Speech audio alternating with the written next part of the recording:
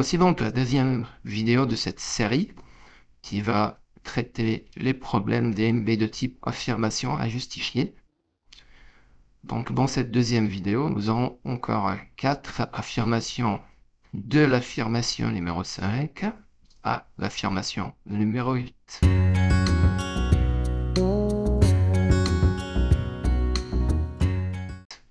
Les thèmes que nous allons traiter dans cette deuxième vidéo sont les équations, une petite partie des équations.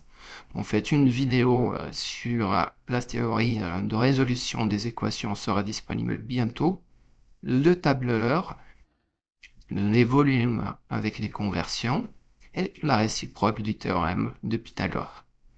L'affirmation 5, 3x plus 12 égale 9x carré plus 15x, c'est une équation.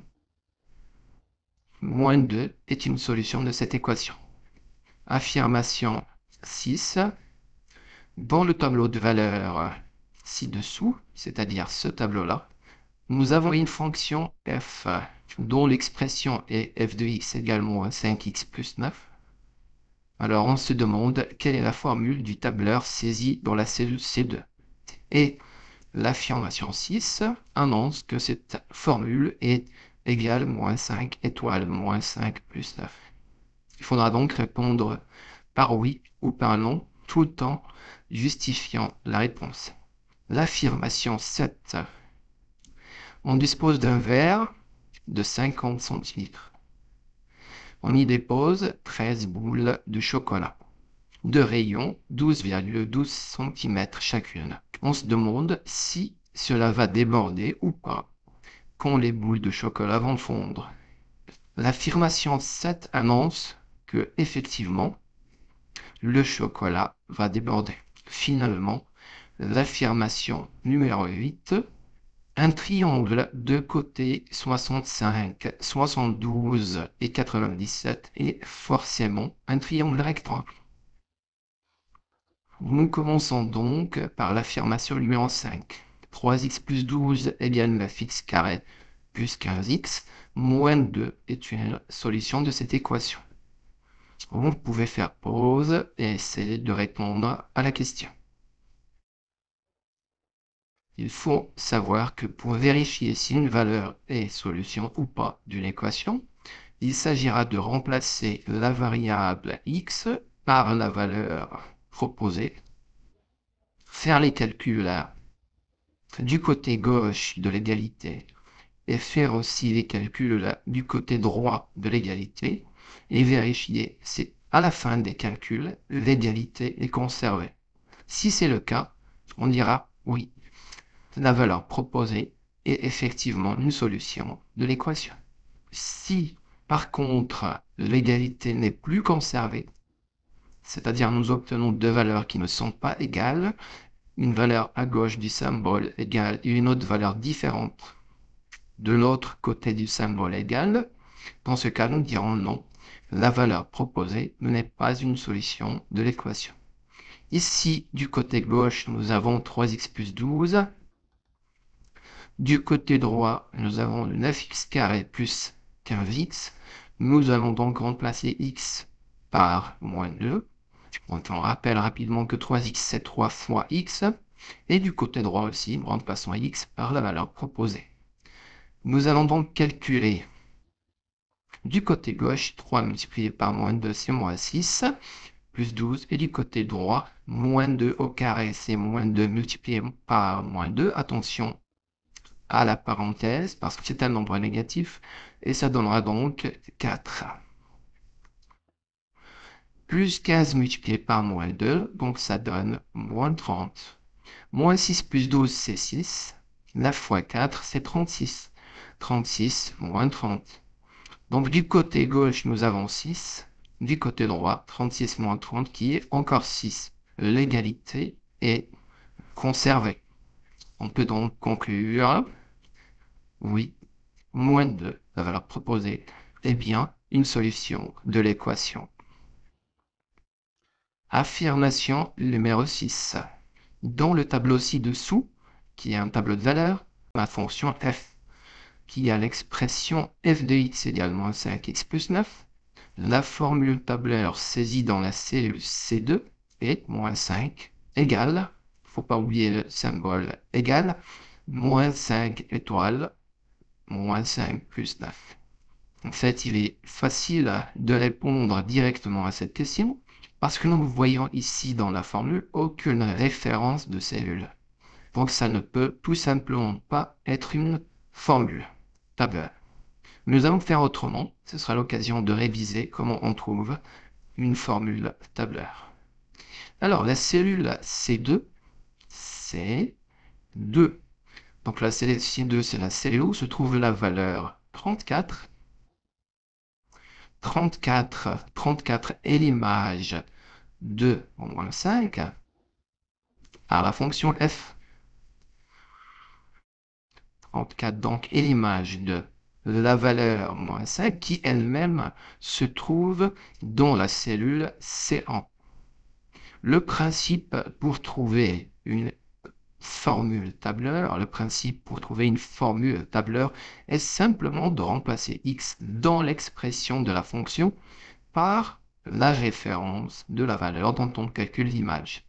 F de x égale moins 5 multiplié par x plus 9. Donc, on remplace x par la référence de la cellule qui est C1, donc moins 5 multiplié par C1.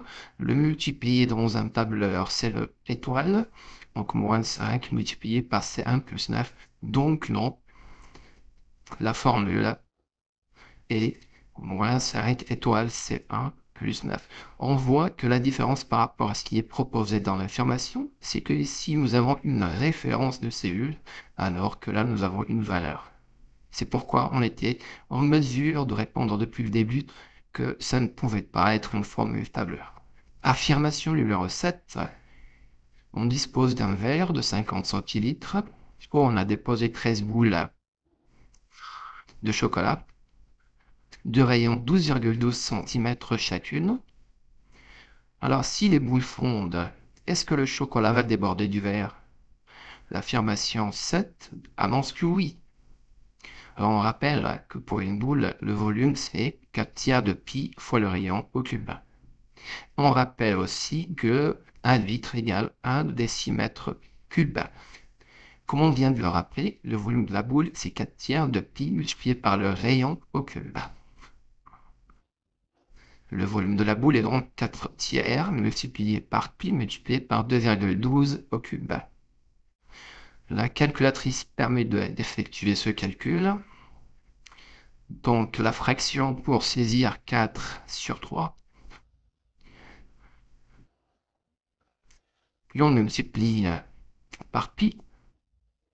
Je tiens là. Puis on multiplie par le rayon 2,12 qu'on élève à la puissance 3. On saisit donc égal et nous avons la réponse 39,9113, etc. L'unité est le centimètre cube. L'étape suivante, c'est de passer au centilitre. Alors il faut retenir que ce tableau permet de passer du décimètre cube au litre. Nous voulons mettre dans le tableau 39 cm3. Le chiffre des unités est le 9, donc c'est le 9 qui va dans les centimètres cubes. Nous voulons ensuite convertir en centilitres, donc la virgule sera déplacée vers le côté gauche pour avoir 3 centilitres. Nous pouvons donc dire que 39,91 cm3 est égal à 3,991 centilitres. Nous avons 13 boules, donc le multipliant par 13 et on obtient 51,8 centilitres. Les 51,8 dépassent les 50 centilitres du verre, donc effectivement, la réponse va être oui, ça va déborder.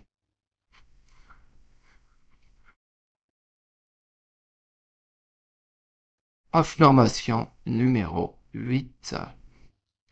Un triangle de côté 65, 72 et 97 est forcément un triangle rectangle. Alors nous voyons ici que nous sommes dans le cas de la réciproque du théorème de Pythagore, parce que tout simplement, nous avons les trois longueurs, mais il nous manque le renseignement sur l'angle droit. A-t-on réellement un angle droit ou pas? Vous pouvez faire bien sûr pause, essayer de faire une bonne rédaction du théorème, de la réciproque plutôt du théorème de Pythagore. Il est conseillé encore une fois de regarder la vidéo sur la réciproque de Pythagore pour bien maîtriser la rédaction. Il est conseillé de faire un dessin à main levée, de nommer soi-même le sommet ABC, d'affecter les longueurs en différents côtés avant de commencer la rédaction. Nous allons procéder autrement. Donc ici, nous allons faire un calcul séparé comme préconisé dans la vidéo conseillée ici. Nous allons faire les calculs pour le plus grand côté et de l'autre côté de la séparation, les deux autres côtés. Le plus grand côté, c'est évidemment 97. 97 au carré égale 9409 par la calculatrice. Et la somme des carrés des deux autres côtés, 72 au carré plus 65 au carré, égale 5184 plus 4225. La somme donne aussi 9409. On voit effectivement qu'on retrouve le même résultat. Alors, ici, comme on n'a pas fait de dessin à main levée, nous ne pouvons pas écrire littéralement l'égalité de Pythagore, mais il faut le signaler quand même. On a donc pu établir l'égalité de Pythagore, c'est-à-dire plus grand côté égale au carré égale la somme des carrés des deux autres côtés. Donc, ça veut dire qu'on est capable de dire maintenant, oui, par la réciproque de Pythagore, un tel triangle est forcément rectangle. Alors, n'oubliez pas de mentionner que c'est la réciproque de Pythagore. Ici, nous avons donc une affirmation qui annonçait que le triangle était rectangle et nous l'avons confirmé. Alors oui, justifie